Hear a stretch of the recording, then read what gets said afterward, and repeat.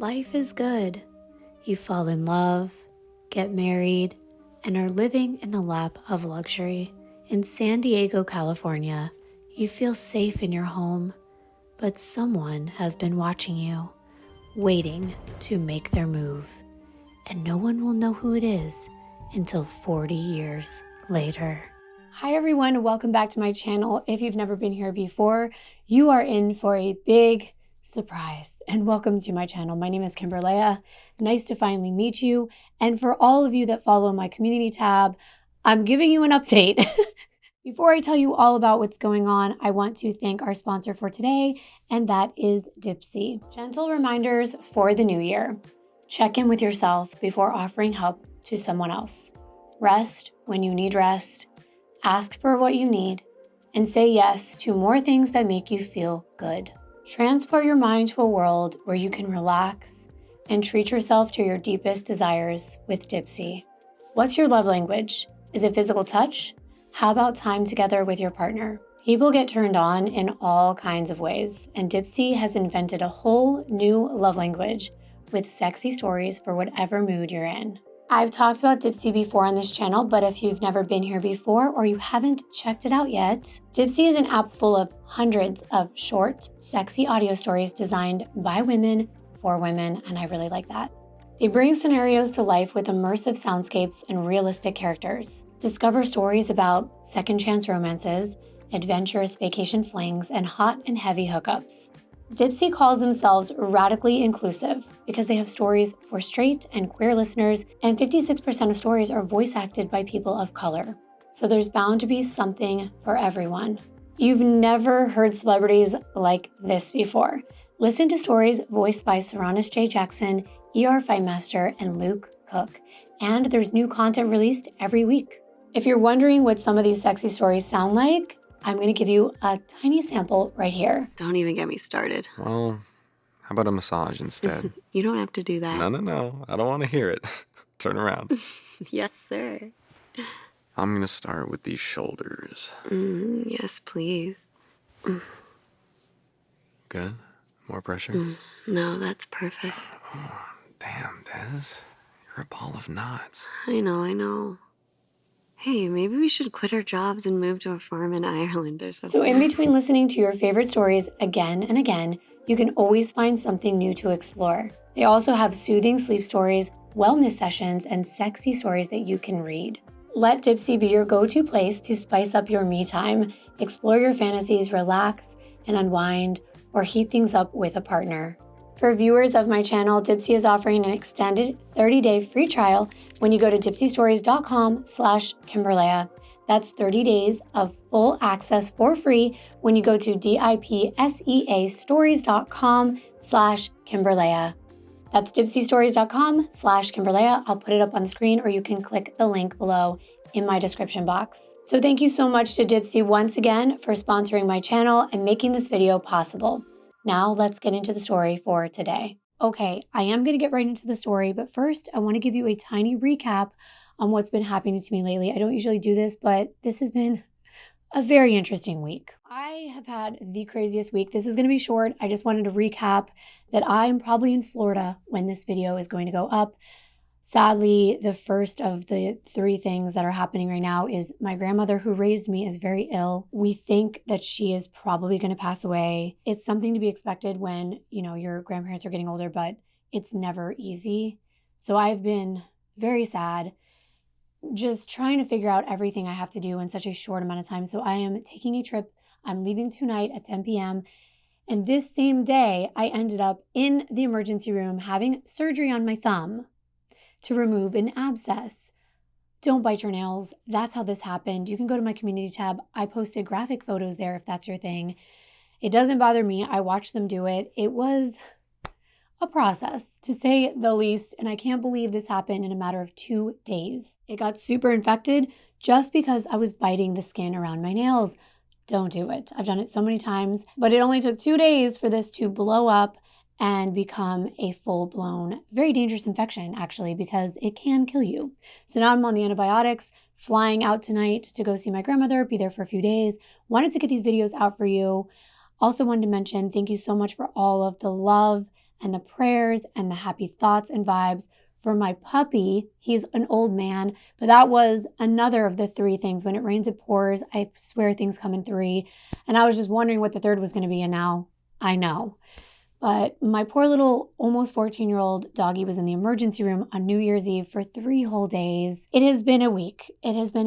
So thank you for supporting my channel. If it wasn't for all of you, I wouldn't have the opportunity to do things like this and be here for you and tell these stories and have this job I do that's also a passion of mine. So I am beyond grateful. Today's case brings us to beautiful Southern California, specifically La Jolla, California. And it's not La Jolla. I have made that mistake so many times. It's La Jolla. So if you speak Spanish, let me know if it's true that it translates to the jewel. If so, I can see why. It is a beautiful location. I've never been there in person, but it is just gorgeous. No one is quite sure who or what inspired the name, but the origin of the name La Jolla is disputed by residents and historians. Some believe that the city's name came from an Indian term, which meant hole in the mountains. Nevertheless, it's one of California's most popular beach destinations because it is just breathtaking.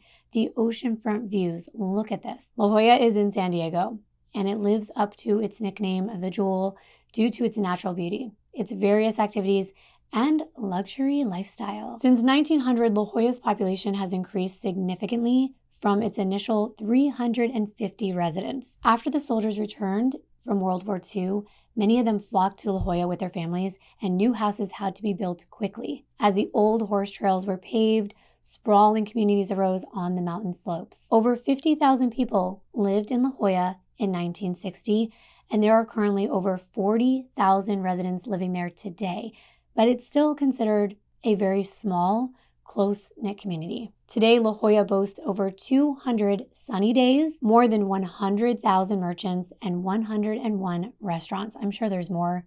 I don't know how accurate that is, but it's also home to nearly 300 seals and sea lions. Sure, they are so cute. They're like little dogs of the sea. The popularity of La Jolla as a seaside destination attracts wildlife enthusiasts, beachgoers, surfers, divers, and sea lovers. In 1978, CBS News 8 described La Jolla in an article highlighting the area as the good life. Although the town of La Jolla was praised for its coastline, its shopping, and its restaurants, only 1 year later, in 1979, it would be shaken by a brutal, senseless murder. Now that I've set the stage for where this case takes place, I'd like to introduce you to the Beckers, Michael and Barbara, and their 2 young sons, a 9 and 7-year-old little boy. Barbara Ruth Pepper was born October 21st, 1941 in Pennsylvania, where she met the man of her dreams who would become her husband, Michael Becker. Michael graduated with a master's degree from the Perelman School of Medicine, I don't know if I'm saying that right, at the University of Pennsylvania in 1965. And within a year, he completed his internship in internal medicine at Barnes Hospital. That was at Washington University Medical Center in St. Louis, Missouri. Michael and Barbara moved to San Diego, California in 1970, where Michael worked as a rheumatology fellow at the University of California, San Diego, and at the VA hospital. Barbara and Michael had 2 sons who they loved very much. They were Barbara's world. Barbara was an upstanding member of her community. She was very active, athletic, and very pretty. She would attend local events, watch her son's soccer games, and she was just fully dedicated to being a housewife and a stay-at-home mama to her boys. She was always running around, doing errands, and anytime anyone saw her, they would see her with a smile on her face. She even played on a football team with other women from her husband's hospital where he worked. She loved life, especially her life, and she had a very good life. Her and Michael lived in a very affluent neighborhood, kind of off the beaten path, and they were able to afford this home, which is now estimated at $4 million, because Michael Becker was a prominent UC San Diego medical professor and a doctor. The neighborhood that they lived in was close to UC San Diego and the Scripps Institute of Oceanography. I want you to take a look at this house. I don't know if it was different back when Michael and Barbara were living in it, but look at it now. It is big. Lots of windows. Who knows if these hedges were here before? I do know there were hedges. I just don't know if they were this tall. But it's got a big yard. It's on this nice corner lot with a lot of space. Has a 2-car garage here on the left side and a couple ways to access the home from the street. The neighborhood has a few dead ends. You can see them here. There are 3. And a major road leading into this road is Torrey Pines Road. It is a very residential area, and the Becker's home is to the back, close to this dead end. Also, close to this big area out back full of nature, as far as the eye can see until you get to the aquarium where all that underwater wildlife lives. See, their house is off Bordeaux Avenue and Glenwick Lane, right there on the corner, but there are several homes right in front and around their house. Like most of us, the Beckers had a routine. Every weekday morning, the boys would take the bus to school, and every afternoon, they'd take the bus home. Dr. Becker would go to work at the Veterans Hospital, and Barbara would run errands, carry out daily housework, meet with friends, make lunch for the boys, then dinner when Michael came home, and the routine would repeat itself. They knew what to expect, except when things didn't go as planned on Wednesday, March 21st, 1979. The morning itself began as usual, with the boys heading off to school and Dr. Becker going to work at the VA hospital that was only 5 minutes away from their home. Barbara was at home doing her normal everyday chores and housework. It was when Barbara's 2 young sons came home that the Beckers' normalcy was shattered. The boys returned from school at 1:30 in the afternoon. They usually entered the house through the side garage door, and they expected it to be unlocked as per usual, so they could walk right in and be greeted by their mother, except the door was locked. They looked over and they saw their mom's Volvo station wagon. It was parked in the driveway, which usually meant she was home. So it was unusual that the door would be locked. So they decided to walk to the front door. They're hoping Barbara accidentally locked the side door, but left the front door unlocked for them. After trying the knob on the front door, they're in luck. It's unlocked. So the 2 boys entered the house, but it turned out it wasn't luck. It was absolute devastation. That afternoon, these poor little boys witnessed something that no one should ever have to see, a sight that would stay with them for the rest of their lives. They expected their mother to greet them, but it was silent inside. Their normally active mother was not running towards them with open arms, asking about their day. Instead, as the boys entered the living room, they stumbled upon a gruesome discovery. They found their mother's body lying lifeless on the floor with blood all around her. No one can be certain if these young boys knew exactly what they had just seen, but they knew enough to realize that something horrific had happened to their mother. They immediately ran out of the house screaming for help. They banged on a neighbor's door until they got a response. Once the little boys calmed down enough, they were able to explain to the neighbor what they found in their home. The neighbor called the San Diego Police Department, who sent out patrol officers, since they were the closest to the home at the time. Now, it can be frustrating to hear how this case played out because we're talking about the late 70s here. The way police departments handled murder cases was much different back then, and that's why I actually really like these cases. It's so interesting to see how far techniques and technology have come. But these patrol officers who were first on the scene had gathered as much information as they could from dispatch and entered Barbara Becker's house on Glenwick Lane through that unlocked front door that her boys had entered. Their job was to make sure that this was not an active situation, that no perpetrator was inside the home, then secure this as a crime scene, setting up things like the crime scene tape, things of that nature. The neighbor who called the police had actually gone inside Barbara's home. They wanted to understand what the boys had relayed to them. But once the patrol officers had arrived, everyone was out of the house. This is an example of the layout of the home. When you come through that front entryway, the living room was off to the left here. The kitchen is right here to the right of that, followed by a family room and then the garage. To the right of the entryway was the long hallway. It consisted of a bedroom on the right of that hall with a dining room on the left. And as you move further down, there was a den on the left, a bathroom on the right, followed by a couple bedrooms towards the end of the hall, including the master bedroom. Initially, when the officers saw the scene, they thought that Barbara had taken her own life. But after a closer inspection, it was apparent that someone else had done this to her. And when I say done this, it wasn't exactly obvious what had happened. There was just a lot of blood. It was everywhere, and there were obvious signs of a struggle. They soon realized they need to alert the homicide department. They knew they were going to need everything at that scene to be preserved. So they stopped, they turned around, and they waited for the homicide investigators to arrive. When this crime occurred, the San Diego Police Department only had 4 homicide investigators.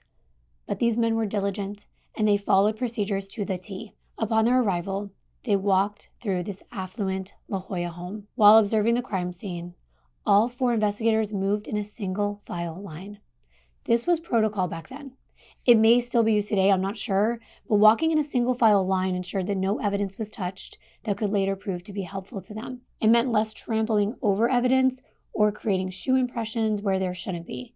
And yes, there would be some contamination. It's inevitable, but they tried their very best to contain it to a very small area, as small as possible. This wasn't the day and age when they used shoe covers or high-tech PPE. It was just one foot in front of the other. Before they even came across Barbara's body, they could tell a struggle ensued by the fact that a small table was overturned and missing one of its legs. The house that Barbara kept was very organized and tidy, so when things were out of place, they definitely stood out. You can see the table right here, and it's definitely out of place. You can also tell just how lovely the Becker's home was. Investigators finally reached Barbara. She's lying on her back in the living room. She's close to a television that investigators determined should not have been on the floor. Another sign that there was an altercation between her and the assailant. Even without seeing a weapon at this time, they knew that this was a stabbing death. It was apparent from the massive amount of blood underneath Barbara on the carpeted floor and from the wounds left on her body. As they get closer, it's even more heartbreaking. The sheer amount of violence that had to have happened here stunned these veteran officers. Barbara was fully clothed. Her clothing did not appear to be torn or ripped, and what that signified was that at that point they didn't believe that this was a sexually motivated crime. She did have visible stab wounds on various parts of her body, and investigators knew that Barbara fought hard for her life. She had a number of defensive wounds. So what happened? Who would have brutally stabbed a stay-at-home mom in a quiet, affluent suburban neighborhood, and not just stabbed, but slayed this woman? It was overkill. And I want to get into more of that during the review of the autopsy report.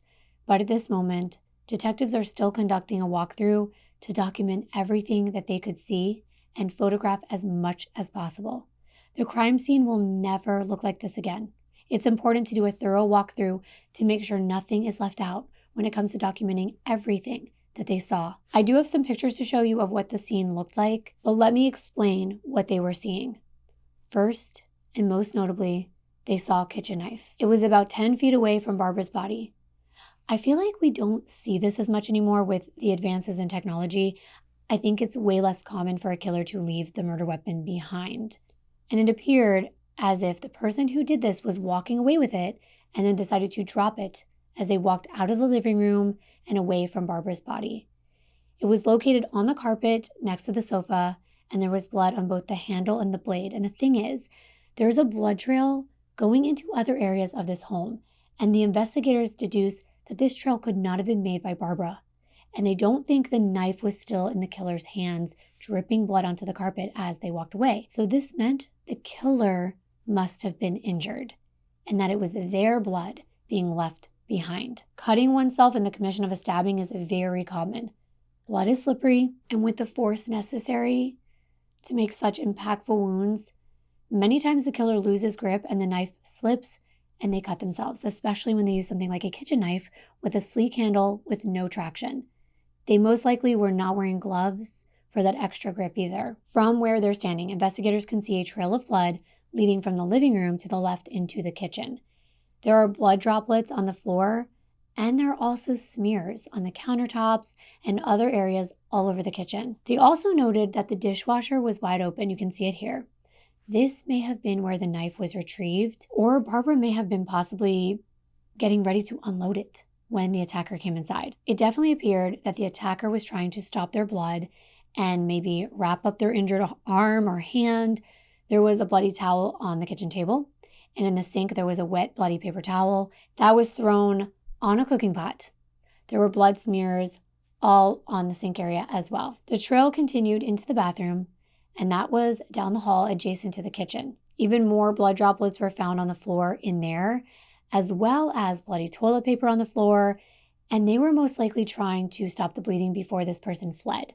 There's bloody toilet paper in the toilet as well, which was unflushed, and blood covering the sink. Every bloody tissue and paper towel investigators believe the suspect touched was preserved and saved as evidence, but it wasn't processed or analyzed the same way it would be today, which is very interesting to me. With these older cases, it was so much harder to figure out who committed a crime like this unless you had an eyewitness. It's fascinating to me that the blood was collected to conduct a blood test. And I'm talking like the ones you get at a doctor's office to determine what blood type you are. Yeah, I was in awe over this, and this was the biggest lead you could get when it came to blood evidence, or DNA, if you will. I have more to say about this, but there's no way for them to match DNA to an actual person back then. It was only to determine the blood type so that if and when they do get a potential suspect, they could take that person's blood and then rule them out if they didn't have the same blood type. That's not really that great when it comes to pinpointing the actual perpetrator, but it's what they had at the time. After the detectives walked to the scene and observed each room and documented their findings, they reconvened to talk about potential motives. One thing they agreed on was that because of the amount of blood at the crime scene and the number of wounds on Barbara, the person who did this wanted to ensure that she was dead. That was the goal before they left the house. But why? Well, there were theories. They believed the suspect is a male and even narrowed it down to a white male just because of the statistics they had at the time. And that this was one, possibly a burglary gone wrong. Maybe someone cased the neighborhood. They knew everyone's schedule. They knew Barbara was going to be alone during the workdays and that the kids were at school. So they thought this was the perfect opportunity to strike. But maybe they weren't aware of how strong and fierce Barbara would be. She's 37 years old and active, and it might have caught him off guard. When she fought back, he met her with a fight, and it escalated until he grabbed a knife and ended Barbara's life. Or two, it could be that someone was stalking Barbara. Instead of casing the house to commit a robbery, perhaps it was Barbara that they were after. They could have snuck in from the open side door that the boys usually used, grabbed a knife, threatened Barbara with it, and as they tried to force themselves on her, she resisted.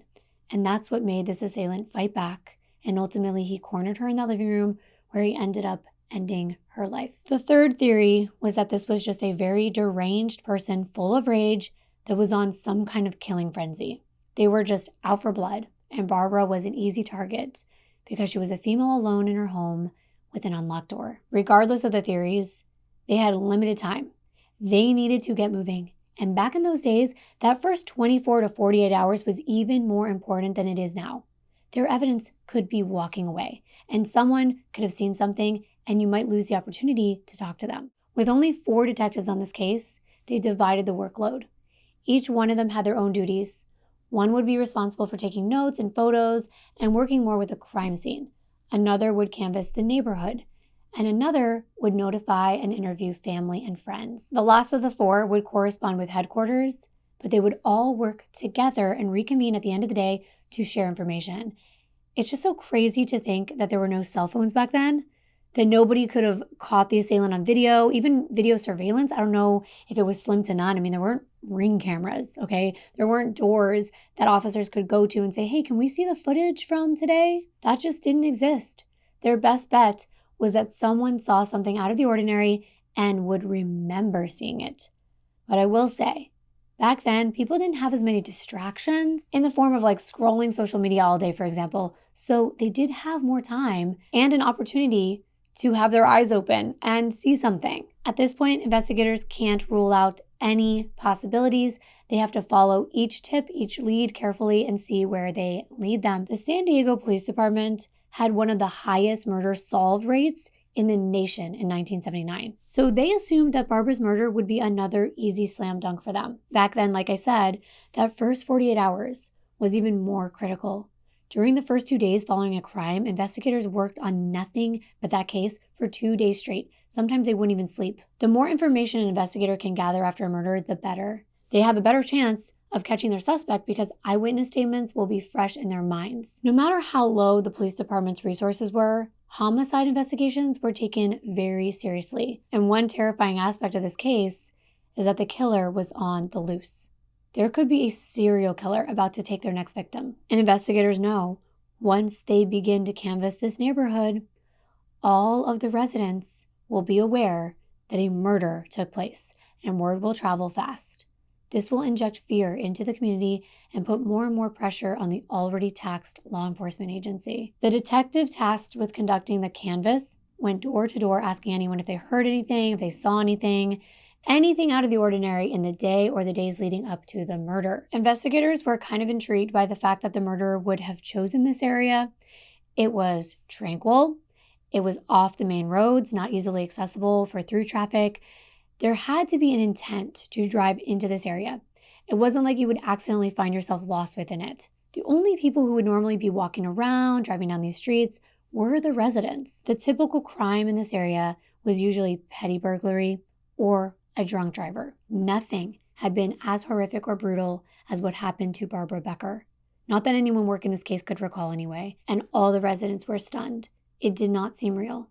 The detective was getting more questions than answers because everyone he talked to wanted to know what happened. Investigators contacted every single neighbor on every street in that neighborhood and received just a few tips that seemed even remotely promising. One witness told investigators they saw a person who looked like a housekeeper, and she was visiting several houses in the area. Another neighbor reported seeing landscapers that were cutting Barbara's bushes in the days before her death, along with a crew of workers, so a number of people were there. These were both really good leads.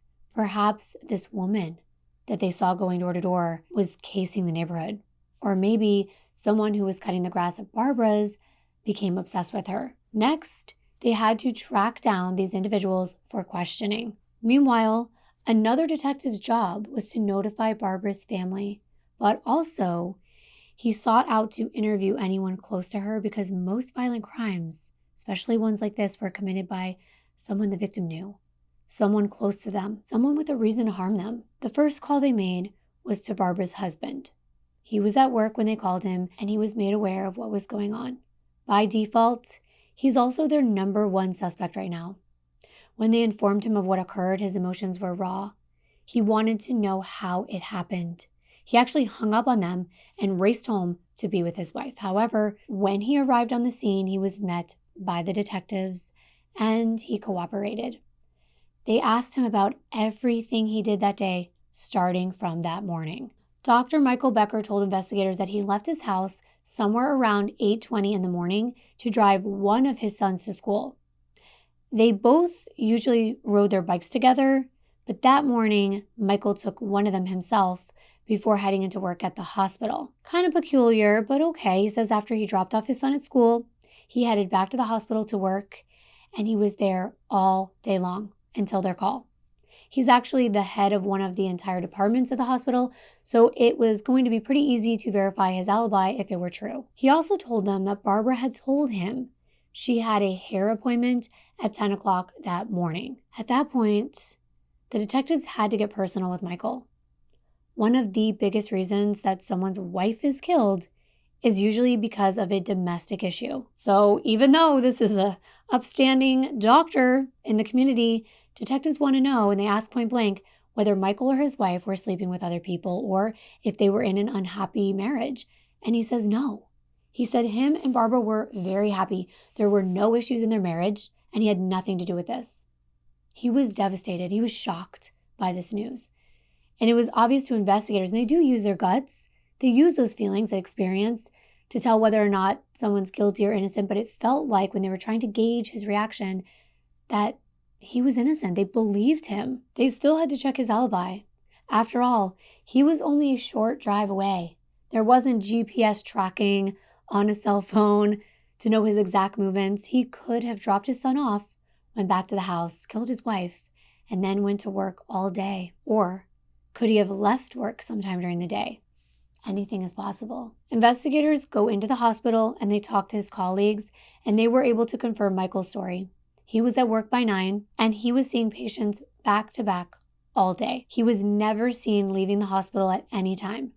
Furthermore, none of his colleagues said that they ever witnessed anything that would make them believe that there were any marital issues in regard to the Beckers. Each day, these 4 homicide investigators met to discuss their findings. They would compare notes, and they would discuss the next step in the investigation. Their team was very dedicated and wanted to remain on the same page. Although Barbara fought really hard and injured her attacker, the investigators concluded that they were looking for someone cold-hearted, someone that was capable of overcoming Barbara's resistance. They figured that only a cold-hearted monster could stab a mother of two like that so brutally. The crime scene was still being processed, and the leads from the neighborhood canvas were being followed up on. Meanwhile, the autopsy report is completed. Immediately following the investigators' thorough inspection of the house, the coroner arrived to preserve Barbara's body before she was transferred to the medical examiner's office. The coroner covered Barbara's hands and feet with plastic bags to save fibers or skin from under her fingernails. This is crucial. When someone fights back, even if it's not apparent, visually speaking, there could be evidence that cannot be seen with the naked eye underneath the fingernails on the hands, and they don't want any of that to fall off, so the hands are securely bagged for transport. The medical examiner performed an autopsy on Barbara's body just a day after her murder. One of the 4 investigators from the San Diego Police Department was there to observe this entire examination. He was taking notes and photographs of her entire body. During Barbara's autopsy, horrific details were revealed. The medical examiner identified 8 slash wounds to Barbara's throat. Her murderer attempted to use the dulled kitchen knife as a saw. There were 7 back and forth strokes on her neck that reached her backbone. And that's heartbreaking. I really understand that we become desensitized to these words, but every time I have to stop and picture what this person was going through. The agony, the pain, the shock. And then it just becomes more devastating to me. I never want to become so desensitized that I forget that these are human beings. Barbara also had wounds on the sides of her head, which were so deep that her skull was showing. And some of the most horrific injuries were actually on her hands, on her fingers. They were sliced to the bone. As her murderer was swiping that knife at her, Barbara was trying to shield herself, but to no avail. She was no match for that blade. Barbara's cause of death was determined to be what is known as exsanguination, and I'm probably not saying that right, but it's extreme blood loss. And consequently, the manner of death was classified as homicide, which is pretty obvious to all of us, but they have to make these findings official. And as those 48 hours are coming to a close, the crime scene is still being scoured. Investigators also tracked down the men who were working on Barbara's home, trimming her hedges, and all of them cooperated with investigators and they were cleared of any suspicion. They also confirmed that that woman that was seen going door to door was a housekeeper for a family in La Jolla, and her husband routinely just drove her to work and dropped her off, so they were both cleared as well. Now, back at the crime scene, during this time, investigators were not collecting this blood evidence and this DNA evidence because they would use it to detect a suspect. That was way off. That was a long time from happening. Instead, the investigators and law enforcement officers would focus on fibers and fingerprints and hair evidence. And the blood, like I said, would be collected to type the blood. Laboratory technicians analyzed all the blood stains and the clothing that Barbara wore for any hairs, fibers, or trace evidence collected by investigators at this crime scene. As much evidence as possible was collected and preserved in case a suspect appeared so that one day they could match it to him. But without another set of fingerprints, you can't match fingerprints. Without a person's blood type, you can't match the blood type. And without a person's hair, you can't match the hair. So all of this is pretty useless at this point. They still had to preserve it. And even though they had the killer's blood in 1979, they couldn't do much with it. The lack of DNA testing at the time made typing the blood the only option. Forensic blood typing works as followed.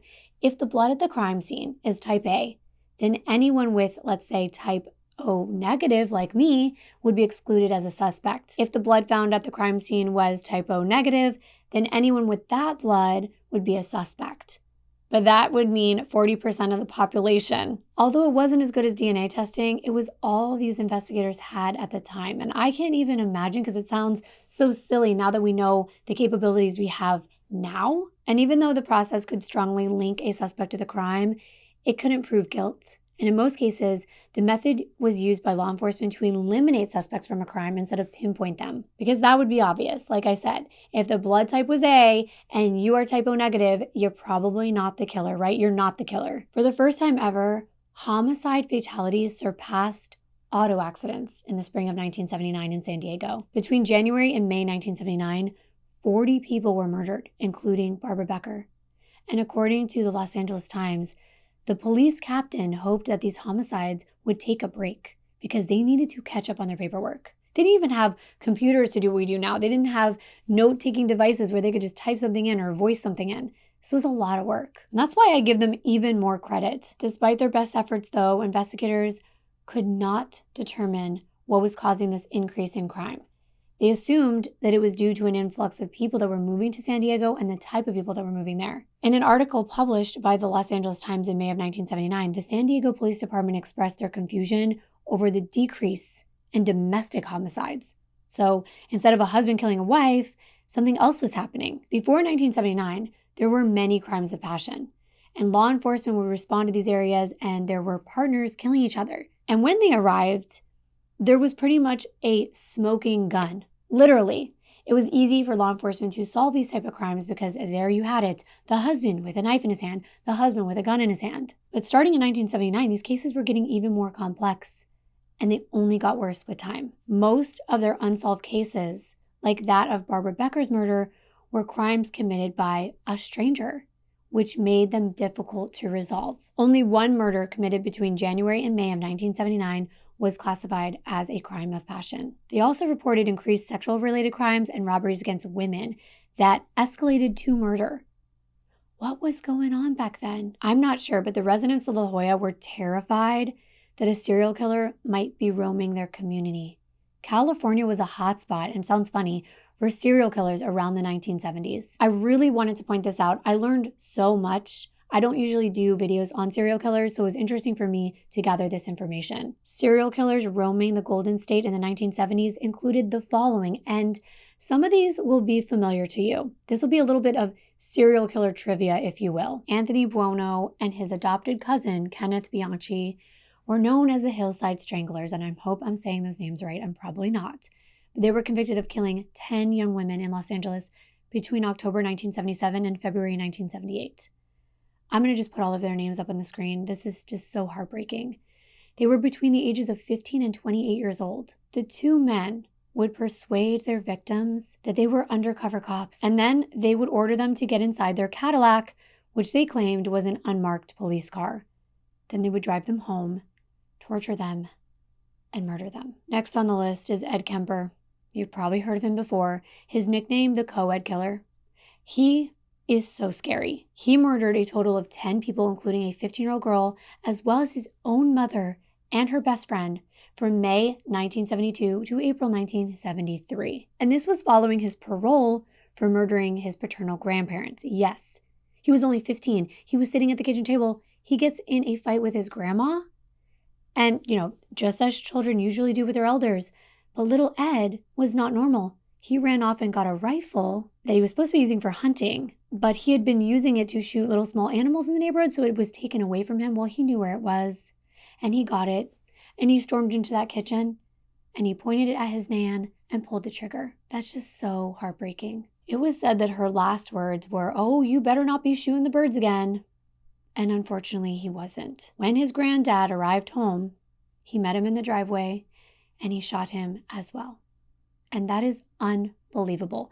To think that he was actually let out after that, and he goes on to kill 8 more people, all women. He would pick up female students who were hitchhiking, and he would take them to an isolated area where he would take their lives in many different ways that I cannot mention here, and then take them back to his home and have his way with them. And that is just sickening and sad. Probably why I don't do videos on serial killers. It doesn't mean I never will, by the way. Podcast is coming soon. Next up is Rodney Alcala, also known as the dating game killer. He was convicted of 5 murders committed in the state of California between 1977 and 1979. He received an additional sentence of 25 years to life after pleading guilty to 2 additional homicides committed in New York. While he was conclusively linked to 8 murders altogether, the true number of his victims remain unknown, and they think that it can be much higher, as in 130. He was known to have a collection of more than 1,000 photographs of teens, young women, and boys, many in very explicit poses. And then it was believed that he would toy with his victim, play with them like toys, and asphyxiate them until they pass out, and then play with them again.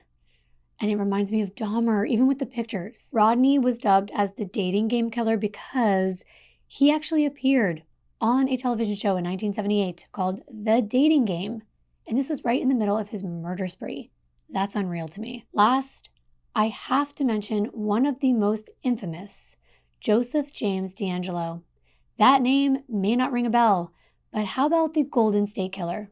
I bet you've heard of him before, right? That's Joseph James D'Angelo.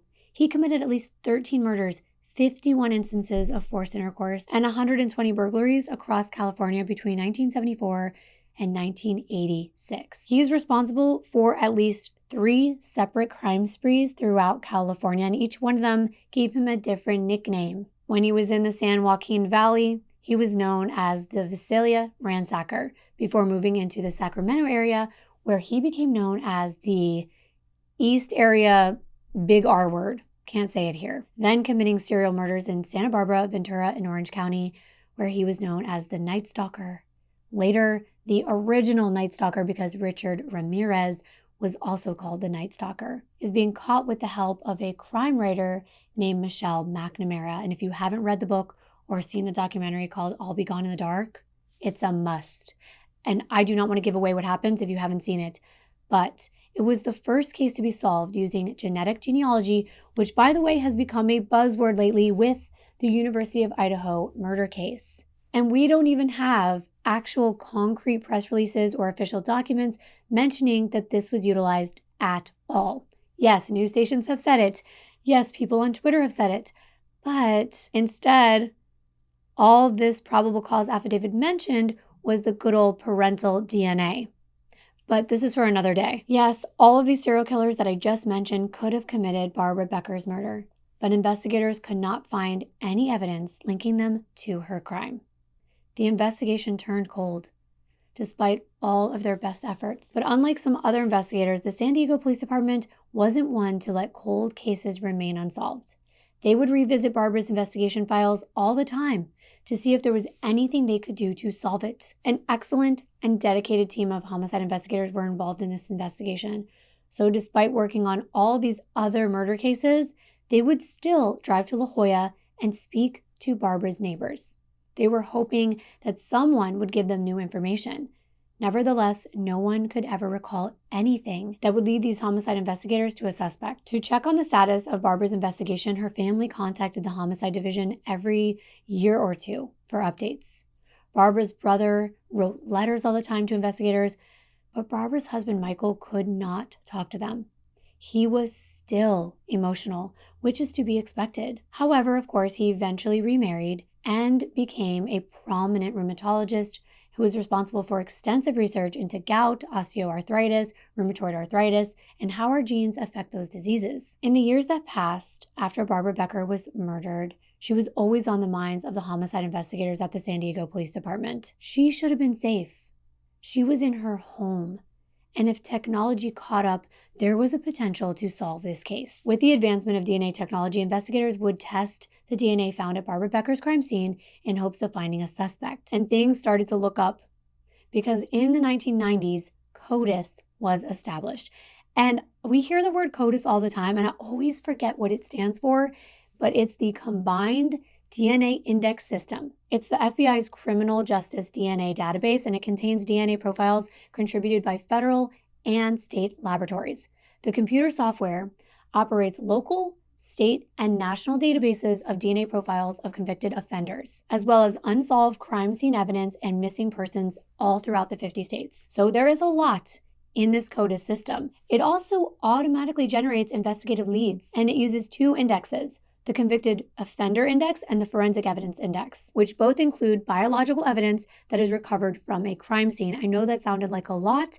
It is very technical. It is science after all. But the DNA profiles of those convicted of crimes range from misdemeanors to murder, and they're contained in this database. A DNA profile is submitted by an investigator, and then it's automatically compared with anyone in the CODIS computer software. By matching profiles in this forensic index, crime scenes can be linked together, and that's how we can identify serial killers. The computer system does it for us. We don't have to sit there poring over documents trying to make links anymore. An investigator may be able to identify a suspect based on a match made between the forensic index and the convicted offender index. The CODIS system had many advantages for law enforcement, such as taking DNA samples immediately after arrest rather than waiting for a conviction.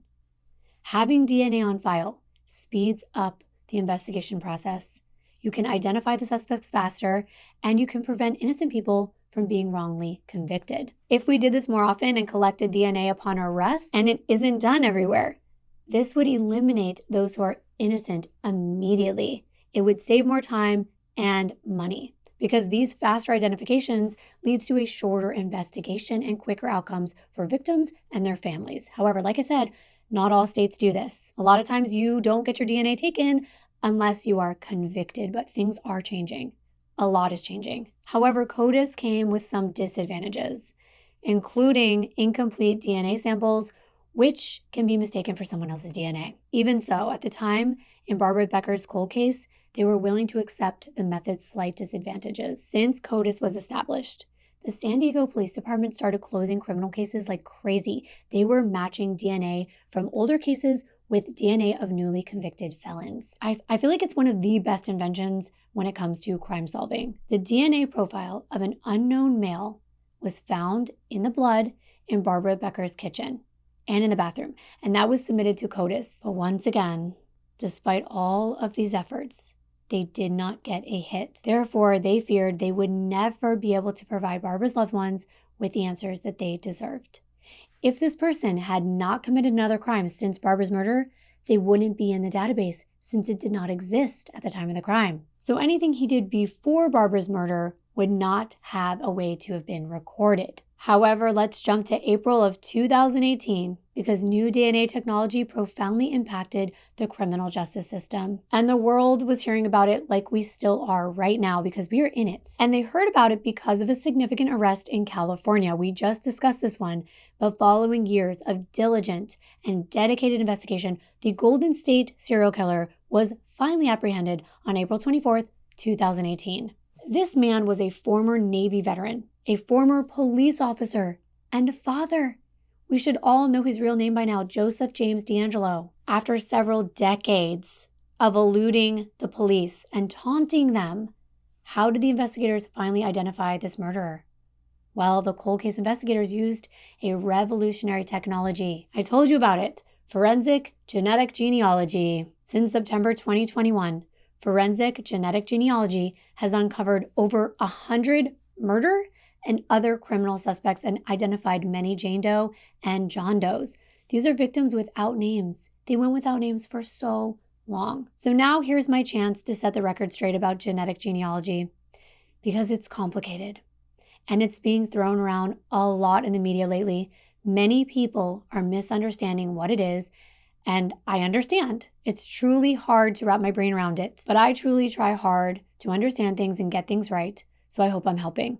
Please pass it on after I explain. There is a big, huge, gigantic misconception that any of us that use DNA databases like 23andMe, for example, that's the one that's mentioned so much, or Ancestry or MyHeritage. I've actually worked with MyHeritage on this channel with the sponsorship. It's thought that our DNA is able to be used to solve crimes, and that is incorrect. Now you know. That is not true. It is entirely illegal and a severe breach of privacy for any agency to take our DNA that's been submitted, these private companies, and use it to match to an unsolved case. It would be great in some ways if these databases would open up for this DNA to be used for that purpose. For example, there are 12 million people that have submitted their DNA to 23andMe, including myself. Many people believe that using this DNA from these online databases violates their privacy rights, but strict rules have been established to protect us, to protect the public, especially when it comes to law enforcement.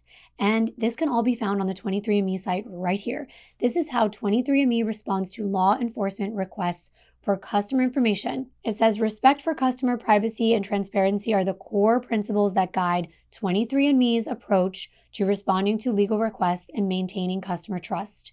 We will closely scrutinize all law enforcement requests, and we will only comply with court orders, subpoenas, search warrants, or other requests that we determine are legally valid. To date, we have not released any customer information to law enforcement. So there you go. So let me explain the truth now. There are only two databases that openly allow authorities administrative access to run matches, and they are the genealogical databases GEDmatch and Family Tree DNA. I'm going to say it again, GEDmatch and Family Tree DNA. They provide genetic genealogy's investigative power. Now, here's the thing. On GEDmatch, users can upload their DNA from any direct-to-consumer company, such as Ancestry or 23andMe. So this is where I think it gets confusing. If you submit your DNA to 23andMe, you can get your raw data. I've done it. You can put that raw data into other databases.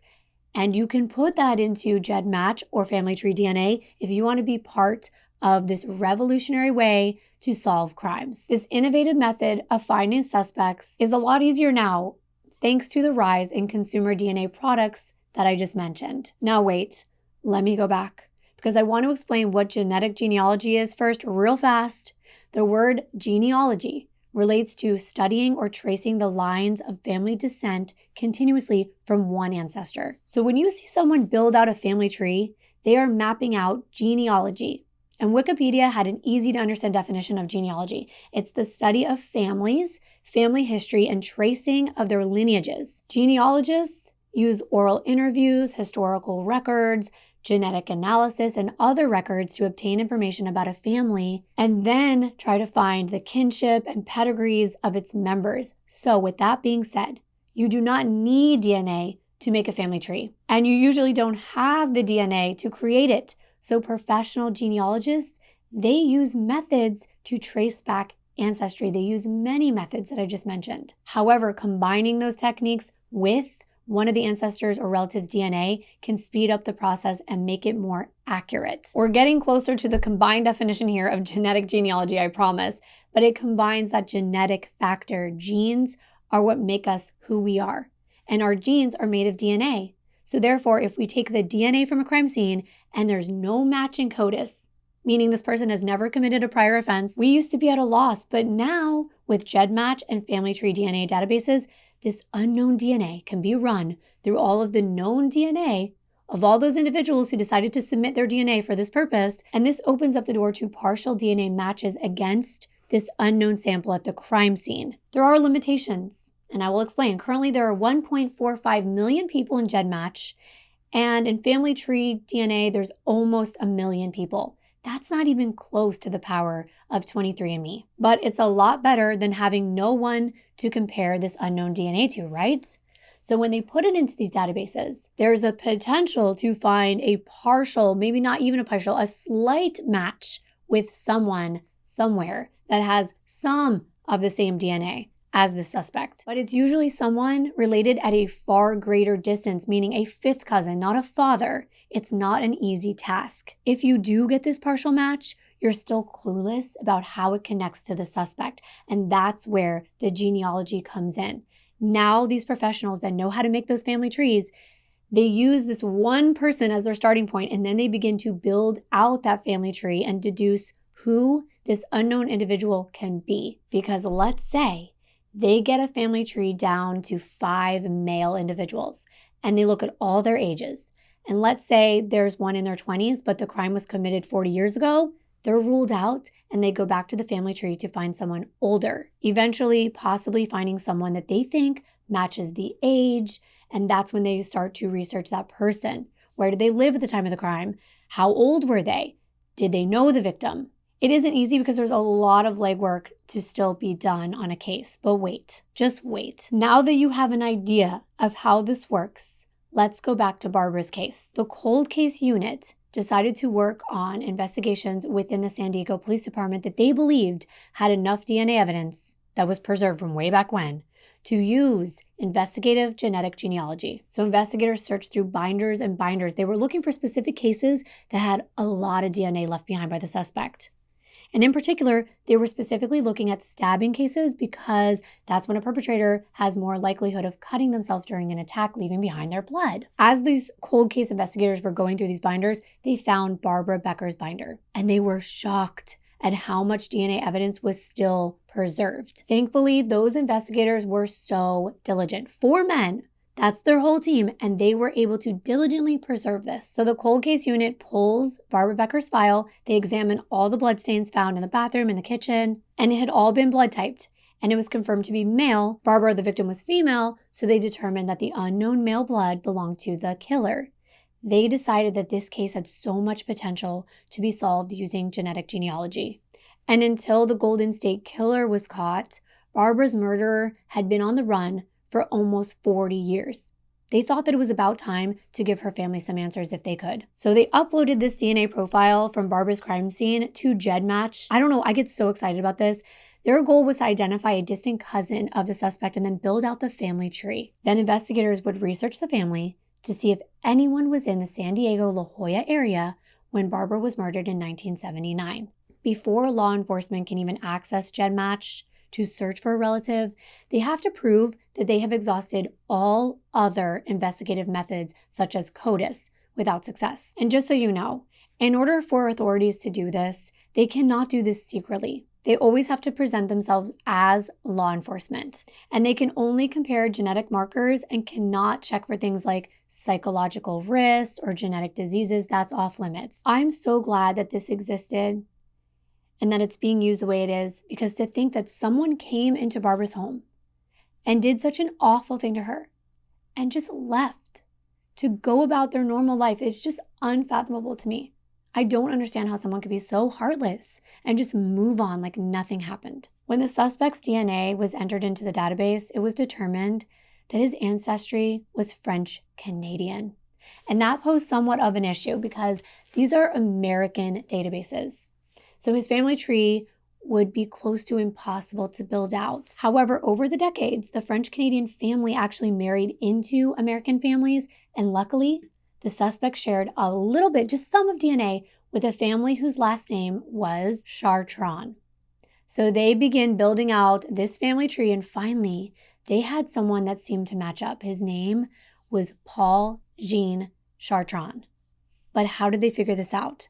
It seems like witchcraft, but rest assured, it is a science and investigative work. When they ran Paul's name for a background check, they found out he was living in San Diego when Barbara was murdered. And not only that, he owned a business in La Jolla, so that is a major lead. They aren't just picking anyone off this family tree. They have to make it make sense. He owned a carpet cleaning company a mere 3/4 of a mile away from Barbara's home. And Paul was out on bail awaiting trial for a charge for him forcing himself on a woman. And this was around the time that Barbara was killed. This was enough for them to look deeper into who Paul was. They find out that Paul Jean Chartrand was born October 21st, 1951 in Montreal, Canada. But he made his way to the United States. They were able to track down his ex-wife and 2 biological sons who were currently living in Southern California. His family confirmed that he was living in San Diego at the time of Barbara's murder in 1979. And as they look deeper into his past, they find out he was a convicted offender, and you probably know what kind I'm talking about. I told you what he was out on bail for. So before they track him down to obtain a sample of his DNA to test it against their suspects, the investigators want to put together as much information as possible, including his potential motive. And since Paul was a sexual deviant, investigators decide this might be the motive for the murder. Maybe Barbara entered the carpet cleaning store as a customer, or she could have just been walking around in this neighborhood shopping, doing her daily routine, and she caught his eye. There were not that many people living there, so it could be a very likely scenario. Then, this killer most likely followed Barbara, maybe even stalked her for some time before finally he couldn't take it anymore, and he had to go one step further and carry out his dark fantasy. They believe he entered Barbara's house that March afternoon to kill her. They think he probably entered the house as she was getting ready for her hair appointment. He grabbed a knife from the kitchen, he snuck up on her, and that is just terrifying. Please lock your doors at the very least. But that's not to say that Barbara did anything wrong at all. This man chose to come inside a home that did not belong to him and to act out a disgusting crime. Paul's adult sons wanted to assist in the investigation, and other relatives of Paul were also very willing to help in any way they could. One of his sons graciously spoke to investigators, and they told him they thought that it was his dad that committed Barbara's murder, and they were shocked when his son replied that he was pretty sure his father was the killer. He told them that his father was mean, and as a child, Paul's son said that Paul would throw him against walls in their house. At this point, investigators were confident that they had their suspect. Their suspicions were confirmed once they compared the DNA profile found at the crime scene to that of Paul's son. It was a direct match. And I just, it almost brings tears to my eyes because that is just such amazing detective work and just amazing technology. Exactly 40 years to the day after Barbara's murder, investigators found her killer. Paul would have been close to 7 years old, only about 30 at the time that he killed Barbara. This is what he looks like. And honestly, to me, he's just so unassuming. He even smiles in his photos. I wouldn't expect someone that looks like that to have done something like this. But there's an issue to making an arrest and getting Paul's DNA. His family gives them the bad news. Paul died in 1995, and I was so upset that this happened, and it happened in the last cold case that I did on my channel. Spoiler alert if you haven't seen that yet. That one is still worth the watch, but this is just so disappointing because you want justice for what Paul did to Barbara. Paul died August 13th, 1995 in Arizona at 43 years old. He had moved to Arizona right after Barbara's murder, and when he was out on bail, his bail was so low. It was just unjustified, especially for what he did. Barbara may still be alive today if he was in jail back in 1979, like he should have been. However, they still will never know why Paul did what he did.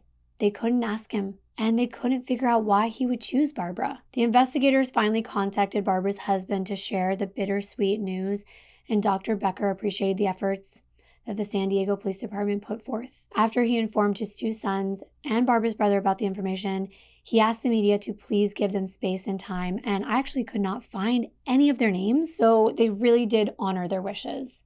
They did feel relieved that Barbara's killer was dead, since no one thought they could face this man who murdered her if they had to go to trial. A few days before the news was released that Barbara's murderer had been identified 40 years after her death, investigators contacted Paul's family.